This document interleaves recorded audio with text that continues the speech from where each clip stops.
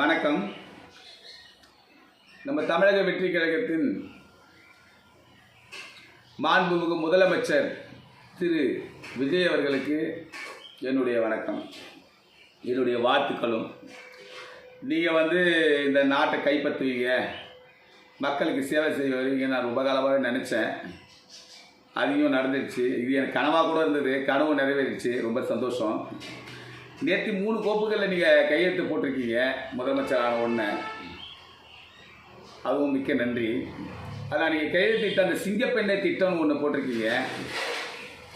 இது என்னுடைய ஆலோசனையா இல்லை இந்த தம்பியோட கருத்தா இல்லை அண்ணனோட கருத்தான்னு எனக்கு தெரியாது. இருப்பேன்னு நான் சொல்கிறேன். அந்த சிங்கப்பெண்ணை திட்டத்தில் நம்ம நேரடியாகவே காவலர்களை நியமனம் பண்ணி காவலர்கள் தான் இதை பணி நிமித்தம் செஞ்சு அவங்க இதை பண்ணாங்கன்னா போதிய பலம் இருக்காது பண்ணுறதுக்கு. ஏன்னா காவல்துறையில் இருக்கிற பணியை பண்ணுறதுக்கு தேவையான ஆட்களும் இல்லை, கம்மியாக இருக்காங்க. அதனால் பார்த்திங்கன்னா சில முக்கியமான காவலர்களை நேர்மையான அதிகாரிகளை நியமனம் பண்ணி ஆய்வு செய்து நேர்மையான அதிகாரிகளின் தலைமையின் கீழே எத்தனையோ பெண்கள் பார்த்தீங்கன்னா பட்டப்படிப்பு முடிச்சுட்டு இன்றைக்கும் ஊதாங்கோலில் அடுப்பு ஊதிட்டோம் சமையல் செஞ்சிட்டோம் தான் வாழ்ந்துட்டு இருக்காங்க. இன்றைக்கி கிராமத்துக்குள்ள நான் நிறைய பார்த்துருக்கேன்.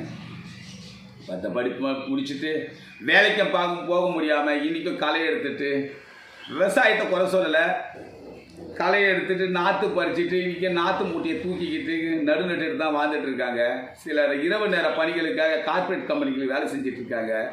இந்த மாதிரி தகுதி வாய்ந்த பெண்களை, தகுதினா எதுக்காக தகுதி வாய்ந்த பெண்கள்லாம் அதுக்கு ஃபிட்னஸும் தேவையில்லையா, அந்த மாதிரி ஒரு பெண்களெல்லாம் தேர்ந்தெடுத்து நேர்மையாகவும் கண்ணியமாகவும் அவங்களோட சொத்து கணக்குகளை ஆய்வு செய்து அந்த மாதிரி புதுசாக ஒரு பட்டம் படித்த பெண்களுக்கு இப்போ தற்காலிகமாக பட்டம் முடித்த பெண்களுக்கும் அதுமாதிரி ஆய்வு செய்து அவங்களுக்கெல்லாம் பணி நியமனம் பண்ணி இந்த மாதிரி சிங்கப்பெண்ணை திட்டத்தில் நீங்கள் சொன்ன அந்த போதைப் பொருள் பல தவறான கலாச்சாரங்களை தடுக்கிறதுக்காக நீங்கள் நியமனம் செஞ்சு அவங்களுக்கு செஞ்சீங்கன்னா அது ஒரு பலனை கொடுக்கும்.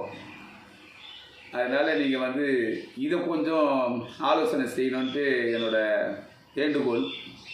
அதனால் புதுசாக சில பெண்களை பட்டம் முடித்த பெண்களெல்லாம் நீங்கள் பணி நியமனம் பண்ணணும் இந்த சிங்கப்பெண்ணை திட்டத்தில். அதனால் மீண்டும் கேட்குறேன். அதனால் நீங்கள் கொஞ்சம் ஆலோசனை பண்ணுங்கள். நன்றி, வணக்கம்.